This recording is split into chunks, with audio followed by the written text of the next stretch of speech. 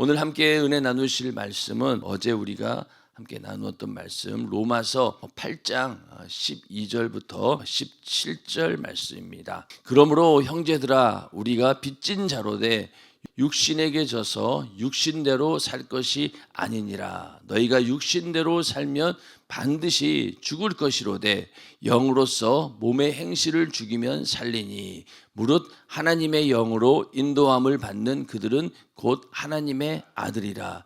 너희는 다시 무서워하는 종의 영을 받지 아니하였고 양자의 영을 받았으므로 아바 아버지라 부르짖느니라. 성령이 친히 우리 영으로 더불어 우리가 하나님의 자녀인 것을 증거하시나니 자녀이면 또한 후사 곧 하나님의 후사요 그리스도와 함께한 후사니 우리가 그와 함께 영광을 받기 위하여 고난도 함께 받아야 될 것이니라. 아멘. 네, 오늘은 로마서 8장 12절부터 17절 말씀을 중심으로 하나님의 영으로 인도함을 받는 자라는 제목으로 로마서 강해가 이제 쉬운 5번째 시간이 되겠습니다. 8절에서는 하나님께서 우리에게 너희가 이제는 자유함을 얻었다. 그리고 생명의 성령의 법으로 인도함을 받는 그런 자유한 존재가 되었다라고 선포하면서 이제 성령으로 우리가 살아야 될 것이다. 그래서 육신대로 살면은 반드시 죽을 것이로되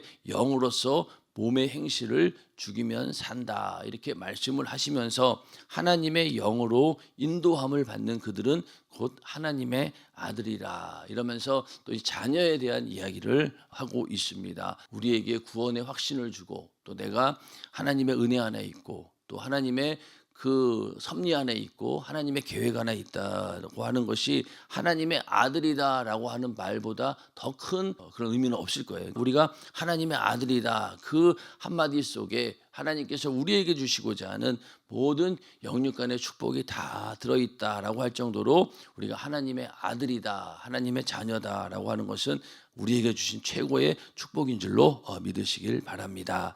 그래서 이제는 다시는 종의 영을 받지 아니하였다. 지금까지는 우리가 악한 마귀에게 붙들려서 평생 동안 죽기를 무서워함으로 종노릇하고 있었고 또 하나님이 우리에게 주신 그 율법이라고 하는 것까지도 우리가 그것을 다 지킬 수 없기 때문에 거기에 얽매여서 율법의 정죄로서 내가 반드시 죄값을 치러야 되는데 다 치르지 못하기 때문에 그로 인해서 두려워하였지만은 이제는 종의 영을 받은 것이 아니라 양자의 영을 받았으므로 이제는 하나님을 아바 아버지라 부르짖는다. 이렇게 하면서 성령이 내 안에서 내주하심으로 끊임없이 우리가 하나님의 자녀인 것을 증거하고 있다라고 말씀을 하고 있습니다. 우리가 성령 받았다라고 하면은 이미 하나님께서 나를 의롭게 여기셨다라고 한 확실한 증거요. 또 오늘 말씀대로 성령이 내 안에 함께 하시고 또 성령의 인도함을 받는다라고 하면 우리가 곧 하나님의 아들이라는 겁니다. 그래서 하나님의 아들이 되었다라고 하는 것은요. 하나님과 함께 좋은 것도 우리가 나누지만은 그러나 또 함께 고난도 너희가 겪어야 될 것이다. 그것이 바로 진정한 자녀이고 또 하나님의 후사 상속자가 된다. 그래서 너희가 영광을 얻기 위해서는 고난도 함께 받아야 된다. 이렇게 말씀을 하고 있습니다. 그래서 우리가 하나님의 자녀라고 할 때 무엇보다도 우리는 확신과 신뢰를 가지고 나가야 된다라고 말씀을 드렸죠. 이 육신의 부모는 우리를 버릴 수 있어요. 그런 매정한 부모들이 있습니다. 그러나 하나님께서는 영원히 변치 않고 우리를 사랑해 주시고 또 우리를 영접하신다라고 말씀을 드렸고 우리를 긍휼히 여기시는 분이 바로 하나님이시다. 그래서 우리가 하나님께 나아가되 경외심은 갖되 두려움이나 공포는 사실은 없어야 됩니다. 아무리 부모가 엄하게 다스린다 하더라도 그래도 부모예요. 아버지께 나아갈 때 우리는 자유하게 나아갑니다. 필요한 거 달라고 요구하고 또 우리가 무슨 사정이 있을 때마다 제일 먼저 말할 수 있고 논의할 수 있는 존재가 바로 부모입니다. 그렇기 때문에 우리는 그런 믿음을 가지고 하나님께도 나아가야 된다는 것입니다. 그래서 성령이 친히 우리 영으로 더불어 우리가 하나님의 자녀인 것을 증거하시나니, 그러니까 성령께서 우리를 인도하심으로 인해서 내가 하나님의 자녀다라는 것을 확신할 수 있다는 겁니다. 그래서 이스라엘 백성들이 밤에는 불기둥으로 또 낮에는 구름 기둥으로 하나님께서 이스라엘들이 광야에 있을 때 이스라엘 백성들을 인도해 주셨습니다. 이스라엘 백성들이 애굽에서 그 노예 생활에서 벗어났던 것처럼 우리도 이 마귀의 권세 아래 노예처럼 있다가 이제는 그 죄의 권세에서 벗어나 가나안 땅이 아닌 하늘에 있는 그 예루살렘을 향해서 우리도 가고 있는 것이죠. 이 여정이 끝나게 되면은 우리도 천국에 가게 되는데 천국까지 인도하시는 분이 바로 누구냐? 성령께서 우리를 인도하시고 우리가 부활할 때도 내 안에 계신 성령께서 우리를 부활에 이르도록 하신다라고 말씀하셨습니다. 그렇기 때문에 우리는 이 성령을 의지하고 또 성령의 인도하심을 따라서 우리는 살아야 됩니다. 그런데 성령께서는 인격적인 분이시기 때문에 우리의 인격을 초월하지 않습니다. 우리가 만약에 거부하면은 거부를 당하시고 또 회방하면은 회방을 당하시고 또 우리가 성령의 감동을 또 소멸하면은 또 소멸도 당하시고 무시도 당하시고 그러면 그러지 억지로 우리를 끌고 가시는 분이 아니다. 그래서 이스라엘 백성들을 구름 기둥, 불 기둥으로 그 광야의 길을 걷게 할 때 하나님께서 그들을 이스라엘 백성들은 아무것도 하지 않고 지나간 것이 아니라 그들도 그 가운데서 고난을 겪었다는 거예요. 그러면서 하나님께서 인도해 주셨다는 겁니다. 그런 것처럼 우리의 삶 가운데도 하나님께서 우리를 인도하시지만은 그 삶 가운데서 그 길을 지나가는 것은 우리고 하나님은 절대적으로 강권적으로 역사하지는 않는다. 항상 우리의 인격을 다 동원해서 인격에 어떤 경우에는 성령께서 내 의사를 충분히 물어보고 내가 자유의지로 자원하는 마음으로 움직일 때 그때 성령께서도 역사하시는 것이지 갑자기 그냥 막 우리를 막 끌고 어디로 가는 그런 분은 아니시라는 거예요. 그러다 보니까 많은 사람들이 하나님의 뜻이 어디 있을까 굉장히 많이 고민을 하죠. 어떤 일을 결정할 때 이것이 과연 하나님의 뜻인가 아닌가를 놓고 굉장히 고민을 많이 합니다. 그런데 하나님의 뜻이냐 아니냐 이것이 딱 분류가 되질 않아요. 인생을 오랫동안 살아보신 분들은 알겠지만은 답이 딱딱 떨어지지가 않아요. 지금 하고 있는 게 하나님의 뜻입니까 아닙니까? 라고 물어봤을 때 내가 선택을 했어요. 근데 어떤 경우에는 하나님이 원하지 않는 그 길로 가는 경우도 있고 또 어떤 경우에는 이것이 그냥 별일 없이 선택했는데 이것이 하나님의 뜻이기도 하고 그렇기 때문에 어떤 일을 선택할 때 이게 하나님의 뜻이냐 아니냐 이것을 하나하나 우리가 다 이렇게 분류할 수가 없다는 거예요. 왜? 하나님의 뜻은 너무나 다양하기 때문에 우리가 그것을 이렇게 이것이 딱 하나님의 뜻이다라고 할 수가 없는 겁니다. 인생 전체에 걸쳐서 하나님께서 역사하시기 때문에 우리는 그것을 다 알지 못해요. 어떤 경우에는 길이 아닌 것 같은데도 가다 보니 그것이 그냥 길이 되는 경우도 있고 하나님의 뜻이 되는 경우도 있기 때문에 그 하나님의 뜻에 대해서 우리가 다 알지 못합니다. 그러나 우리가 확실한 것은 무엇이냐?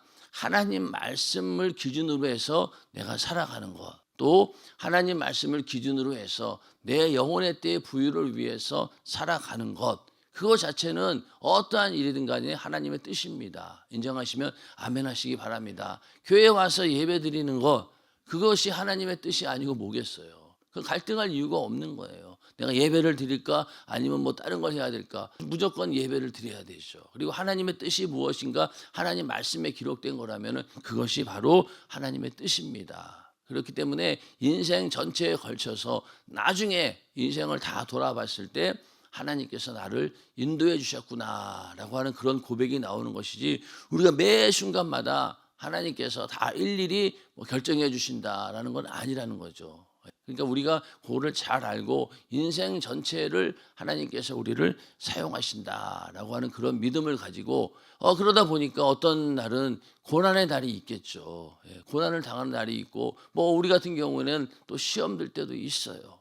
그러나 그런 모든 것들이 다 합력하여서 선을 이루듯이 하나님의 뜻은 그 모든 것들을 그걸 다 통해서 이겨내는 거예요. 다 이겨내는 겁니다. 고난도 있고 즐거움도 있고 또 기쁨도 있고 이런 모든 것들이 다 합력해서 우리 인생 가운데 하나님께서 나를 인도하시고 있구나라는 그런 우리가 확신을 갖게 된다는 겁니다. 그러면서 이러한 모든 과정 가운데 하나님께서 말씀으로 우리를 설득하시고 우리를 인도하신다는 거예요. 그래서 하나님께서 확신을 우리에게 주시는데 우리의 의지를 거역해서 강제적으로 하지는 않습니다. 어떤 일이든 간에 하나님께서는 우리의 인격 가운데 하나님께서는 일을 하신다는 거죠. 그래서 성령이 하시는 일도 우리에게 성령의 역사를 조명해 주시고 또 어떤 경우에는 설득해서 하나님의 일을 사모하게 만든다는 거예요. 그러니까 성령의 역사는 이렇게 굉장히 인격적으로 우리에게 역사하십니다. 그런데 우리는 그냥 하나님께서 강권적으로 우리를 이끌어 주기를 원하시죠. 그러나 그렇게 하지 않는다는 거예요. 우리의 인격을 절대로 초월하지는 않으십니다. 그래서 우리가 성령을 잘 모셔야 된다라고 하는 것이 어떤 의미냐? 인격적으로 우리도 성령을 잘 대우해야 되는 거예요. 왜냐하면 무시하면 무시를 당하시고 인격적으로 대우하시는 분이기 때문에 우리도 성령을 인격적으로 우대하고 대우해야지 성령께서 우리 안에 자유하게 일하신다는 겁니다. 그래서 어떤 경우에는 성령께서 내가 마음에 들지 않거나 그럴 때 아무 말 없이 마치 등을 돌리고 있는 것처럼 그렇게 표현도 안 하시고 그러고 계신 경우도 있다는 거예요. 그러면은 그런 경우에는 기도를 해도 응답이 되지 않는 것처럼 느껴지고 아무리 불러도 대답하지 않는 그런 벽을 느낀다는 거예요. 그럴 때 빨리 우리가 내가 잘못한 부분을 찾아서 회개하고 그런 섭섭한 마음을 풀어야지만이 성령께서도 내 안에 역사하신다는 겁니다. 그만큼 인격적으로 일하시는 분이라는 거죠. 시편 32편 8절 9절에 보면은 내가 너의 갈 길을 가르쳐 보이고 너를 주목하여 훈계하리로다. 너의 갈 길을 하나님께서 가르치시고 또 주목하고 또 우리에게 훈계하면서 그 길을 인도하신다는 거예요. 그러면서 너희는 무지한 말이나 노새같이 되지 말지어다. 무지한 말, 타고 다니는 말을 말합니다. 노새, 그것도 타고 다니는 노새를 말하는 거죠. 그런 것처럼 되지 말라는 거예요. 그것들은 자갈과 굴레로 단속하지 아니하면 너희에게 가까이 오지 아니하리로다. 자, 말이나 노새 같은 것들은 여기다가 자갈을 매기고 굴레를 씌우고 그러니까 내 뜻대로 움직이는 거잖아요. 강제적으로 그렇게 물리적인 힘을 가했을 때 움직입니다. 그런데 우리는 하나님 앞에 그런 존재로 살지 말라는 거예요. 인정하시면 아멘 하시기 바랍니다. 무지한 말이나 노새처럼 하나님께서 막 자갈을 물리고 굴레를 씌워가지고 막 그렇게 단속해야지 움직이는 존재라고 하면은 우리는 하나님의 자녀라고 할 수가 없는 것이죠. 자녀도 아주 어렸을 때 그럴 때야 이렇게 할 수 있겠지만 그러나 정말로 인격적으로 성장한 다음에는 이렇게 말이나 노새처럼 그렇게 취급을 당해서는 안 된다는 겁니다. 자녀들도 나이가 20세 넘어가고 성년이 된 다음에 때릴 수 있습니까? 때려도 소용도 없어요. 이제는 그때 가면은 이 매로 이게 움직이질 않습니다. 인격이 이미 형성이 되어 있기 때문에 이렇게 무지한 말이나 노새처럼 우리 육신의 자녀들도 다스릴 수 없는 것처럼 하나님께서도 우리를 그렇게 다스리기를 원하지 않는다는 거예요. 그렇기 때문에 항상 우리에게 갈 길을 가르쳐 보이고 또 우리를 주목하면서 훈계하신다는 겁니다. 그래서 시편 30편 21절에도 너희가 우편으로 치우치든지 좌편으로 치우치든지 내 뒤에서 말소리가 내 귀에 들려 이르기를 이것이 정론이 너희는 이리로 행하라 할 것이며 이렇게 우리를 인도해 주시는데 내 뒤에서 말소리가 내 귀에 들려 이것이 올바른 길이다라고 이렇게 알려주신다는 거예요. 우리가 하나님 말씀을 정말로 잘 우리가 내 신비에 새기고 또 말씀만 안다라고 해서 되는 일이 아니죠. 늘 우리 안에 성령께서 나에게 그 음성을 들려주셔야 됩니다. 그래서 그러한 영적인 감각이 있어야 되는데 그러한 성령의 인도하심은 어디에서 오느냐? 바로 성령 충만함. 그러기 위해서는 또 우리가 기도를 게을리하지 않으면 안 된다는 거예요. 아무리 하나님 말씀을 우리가 알고 또 하나님께서는 그 말씀을 통해서 우리를 인도하기를 원하시지만은 내 안에 그 말씀을 들을 만한 그런 감각이 없다라고 하면은요 아무리 말씀을 읽어도 그 말씀이 나에게 들려오지는 않습니다. 그런데 내가 성령이 충만하고 기도로 항상 깨어 있으면은 하나님 말씀이 정말로 나에게 지금 막 말씀하시는 그 음성으로 들려지고 또 느껴진다는 거예요. 그렇기 때문에 성령 충만함을 유지하기 위해서 기도하라는 겁니다. 기도해야지 이 감각을 잃지 않아요. 그건 여러분들이 경험해 봐서 아실 거예요. 그래서 우리의 기도라는 것이 하나님께 필요한 것을 달라고 간구하는 것, 그것도 있지만은 대부분의 우리의 기도는 이렇게 하나님께서 우리에게 말씀을 통해서 조명해 주시고 설득하고 성령께서 감동 감화하는 것을 놓치지 않는 그런 영적인 감각을 유지하기 위해서 우리는 기도하는 것입니다. 맞습니까? 그게 우리의 기도 중에 8, 90%예요. 우리가 간절히 구하는 것, 또 어떤 목적을 놓고 기도하는 기도의 제목도 있지만은 우리의 기도의 목적은 그렇게 성령 충만함으로 하나님의 뜻에서 벗어나지 않고 하나님께서 우리에게 하시는 그 성령의 음성을 정말로 항상 들을 수 있는 그런 감각을 유지하기 위해서 우리는 기도해서 성령 충만함을 유지하는 겁니다. 우리가 기도해서 성령 충만함으로 우리가 인도함을 받는다라고 하면은 그거보다도 더 큰 능력이 없는 것이죠. 그래서 성령으로 인도함 받는다라고 하는 것은 내 삶의 주도적이고 중추적인 힘이 바로 하나님의 성령이시다. 그래서 이것이 곧 하나님의 자녀다라고 하는 그런 증거가 되는 것입니다. 그래서 오늘 우리가 하나님의 자녀가 되었다라고 하는 그것을 우리가 잘 알고 하나님의 뜻대로 우리가 살아갈 때 무조건 우리는 성령의 감동과 감화, 성령의 인도하심을 우리가 받아야 된다는 겁니다. 그래서 우리가 성령의 인도함을 받고 있다라고 하는 것 그 자체가 바로 하나님의 자녀다라고 하는 것을 알고 늘 성령께서 우리에게 말씀하실 때 또 우리를 감동하시고 감화하실 때 거기에 순종하는 사람이 바로 성령의 사람입니다. 그래서 거기에 대해서 어떠한 거부감이 없어야 돼요. 너무나 자연스럽게 성령의 감동에 따라서 움직이는 자가 성령의 사람입니다. 그래서 빈깡통이 요란하다 그러잖아요. 빈깡통이 요란하다. 그래서 정말로 하나님 뜻대로 살지 않고 성령 충만하게 살지 않은데 그렇게 보이려고 하는 사람들이 요란해요. 기도도 물론 열심히 하시고 아주 열정적으로 기도하시고 부르짖어 기도해야 됩니다. 그러나 그것이 빈깡통처럼 요란해서는 안 된다는 거죠. 그러나 진정한 성령의 사람은 그렇게 요란한 소리를 내지 않더라도 너무나 자연스럽게 하나님의 뜻에 따라서 움직인다는 거예요. 그래서 순종이 최고의 믿음입니다. 그 말씀은 뭐냐? 성령의 감동대로 내가 움직이겠다는 거예요. 그러니까 언제든지 바람이 불면은 그냥 이게 다 모든 것들이 움직이는 것처럼 성령이 역사하시는 대로 내가 맡기고 나를 온전히 맡겨서 하라는 대로 내가 움직이겠다는 거예요. 그런 사람이 바로 성령의 사람이라는 겁니다. 그래서 우리가 교회에서 신앙생활할 때 첫째도 둘째도 마지막도 하나님 말씀에 순종하는 것, 또 교회의 목회 방침에 순종하는 것, 이것이 최고의 복이에요. 저 얼마 전에 말씀드렸지만은 내 안에 하나님이 주시는 감동은 순종을 잘해요. 그렇잖아요. 왜? 내가 직접 느껴지니까. 기도 중에 막 하나님이 감동해 주시고 깨닫게 하시니까 은혜 받았다라고 하면서 감사하는 마음으로 순종합니다. 그런데 교회에서 요구하는 바는 순종하지 않아요. 왜? 그거는 나와는 상관없다고 생각해 버리니까. 그러나 이 교회를 주관하시는 분이 누구십니까? 바로 성령이시잖아요.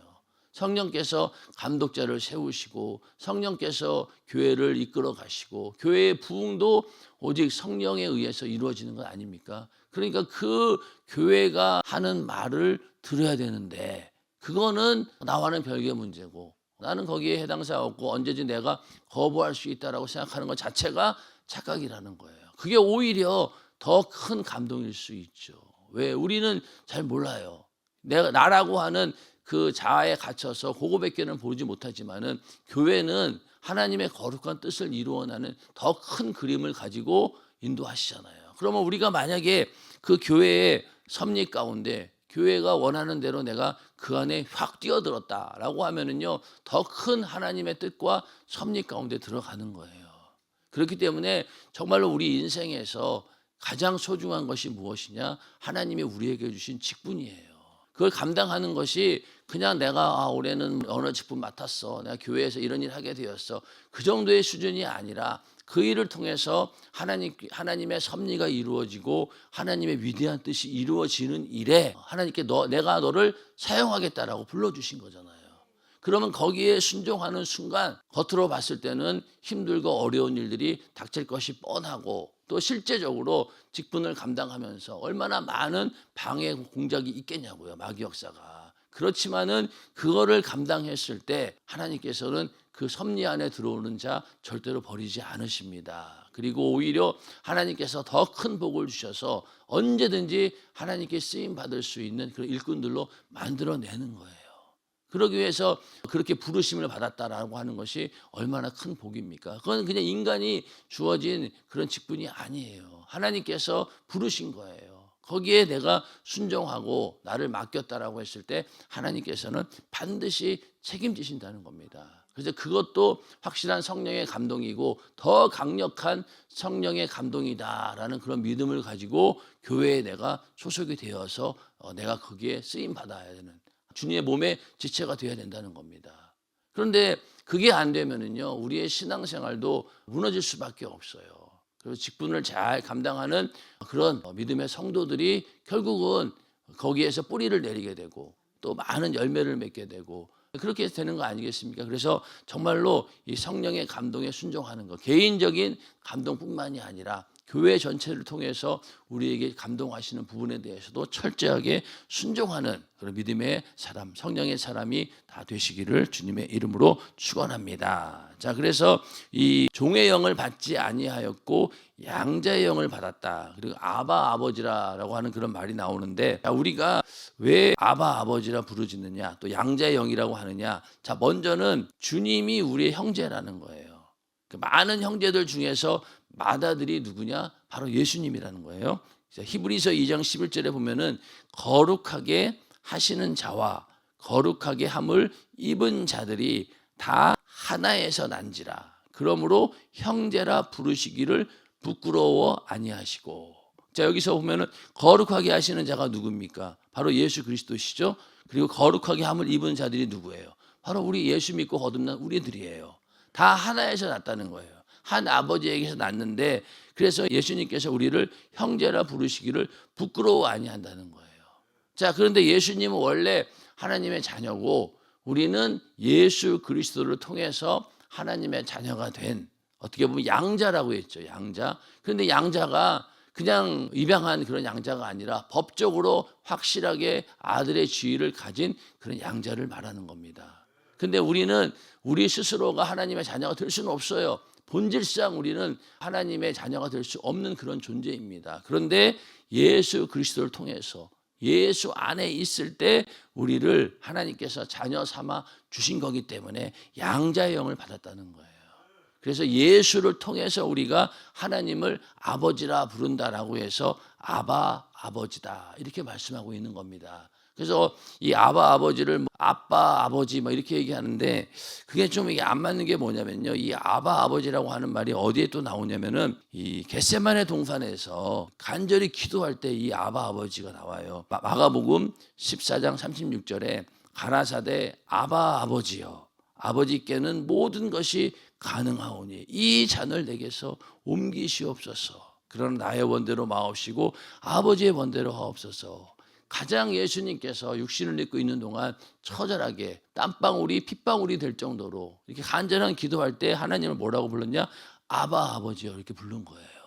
자, 그러면 우리가 이 말씀을 아빠 아버지 이렇게 친근하게 부른다라고 많은 그런 얘기들을 합니다. 그러면은 지금 이렇게 심각한 상황 가운데서 내가 이제는 십자가에 달려 죽게 되었고 이 일이 성사되느냐 안 되느냐에 따라가 인류 전체의 영원한 죽음과 사망 또 죽음과 삶이 왔다 갔다 하는 그런 간절한 기도 가운데 여기서 아빠 아버지 이렇게 했겠어요? 그렇지 않잖아요. 정말로 절박한 심정으로 하나님을 아버지라고 부를 때 아바 아버지요 이렇게 불렀다는 거예요. 그래서 우리도 하나님을 아바 아버지라고 부르는 것이 이런 정도의 진실함을 가지고 절대적인 그런 관계 속에서 우리가 하나님을 부를 때 아바 아버지요 라고 한다는 겁니다. 자, 또 어디에 또 이 말씀이 나오냐면은 갈라디아 4장 4절부터 7절에 보면은 이게 이제 오늘 우리가 읽으셨던 그 말씀과 똑같은 부분이에요. 자, 때가 참에 하나님이 그 아들을 보내사 여자에게서 나게 하시고 율법 아래 나게 하신 것은 율법 아래 있는 자들을 속량하시고 우리로 아들의 명분을 얻게 하려 하심이라. 너희가 아들인 고로 하나님이 그 아들의 영을 우리 마음 가운데 보내사 아바 아버지라 부르게 하셨느니라. 자, 로마서에 있는 우리가 요 15절 말씀하고 똑같아요. 그 아들의 영을 우리 마음 가운데 보내서 하나님을 아바 아버지라 부르게 하셨느니라. 그러므로 네가 이후로는 종이 아니요 아들이니 아들이면 하나님으로 말미암아 유업을 이을 자니라. 똑같죠. 똑같은 말씀이에요. 그래서 그 아들의 영을 성령을 우리 가운데 보내셔가지고 우리를 하나님을 아바 아버지라 부르게 하셨다. 이렇게 아바 아버지라고 하는 뜻은 정말로 네가 내 아들이다. 그리고 그런 의미에서 또 하나님은 정말로 나의 아버지이십니다. 절망적인 그런 순간에서 우리가 부르는 그 아버지, 그게 바로 아바 아버지인 거예요. 그리고 또 한편으로는 예수를 통해서 우리가 하나님을 아버지라 부르게 되었다라고 하는 그런 의미도 이 아바 아버지라고 하는 뜻에 있다는 겁니다. 그래서 우리는 이제는 종의 영을 받은 자들이 아니고 양자의 영을 받았다는 거죠. 자, 요즘에 뭐 짐승 새끼도 뭐 반려동물이라고 하나요? 뭐 개나 고양이도 입양했다가 파양시키면 사회적인 비난을 받는 그런 시대예요. 그런데 만약에 내가 양자를 입양했는데 내 뜻에 맞지 않는다라고 속색인다 그래가지고 그냥 파양시키고 하면은 그게 도덕 윤리적으로 말이 안 되는 거죠. 그렇기 때문에 하나님께서 우리를 양자의 영을 통해서 우리를 부르셨지만은 절대로 하나님께서는 그렇게 우리를 버리지 않으신다는 거예요. 법적으로 확실한 자녀의 그런 자격을 가지고 우리는 하나님을 아버지라 부를 수 있다는 겁니다. 그런 축복이 우리 안에 있기를 주님의 이름으로 축원합니다. 그래서 이 자녀이면 또한 후사, 곧 하나님의 후사요 그리스도와 함께한 후사니 우리가 그와 함께 영광을 받기 위하여 고난도 함께 받아야 될 것이니라. 자, 여기 후사라고 하는 말은요 상속자라고 하는 말입니다. 그래서 약속을 얻은 자이고 기업을 받을 자이죠. 그래서 자녀는 그 부모의 것을 상속받는 자들을 말합니다. 그래서 원래는 하나님의 아들 예수 그리스도가 하나님의 상속자예요. 그런데 우리는 입양된 자녀입니다. 그럼에도 불구하고 이제는 그리스도의 그 아들과 상속자의 그 신분에 우리가 동참하게 된 거죠. 우리도 이제는 상속자가 된 거예요. 근데 여기 말씀처럼 상속자로서 영광만 있는 것이 아니라 고난도 있다는 거죠. 그래서 고난은 영광의 선행 조건이다. 그러니까 예수님께서 십자가라고 하는 고난이 있었기 때문에 부활의 영광이 있었습니다. 그게 없다라고 하면은 부활의 영광은 없는 거예요. 그런데 마귀는 계속 어떻게 했습니까? 네가 고난 당하지 않고 부활의 영광에 참여할 수 있다. 그렇게 미혹했잖아요. 우리도 마찬가지입니다. 예수 믿으면서 고난은 이 영광의 선행 조건이에요. 반드시 영광을 얻기 위해서는 우리는 고난을 받을 수밖에 없다는 겁니다. 그러니까 그 고난 뒤에는 뭐가 있습니까? 바로 하나님의 영광이 있다는 거예요.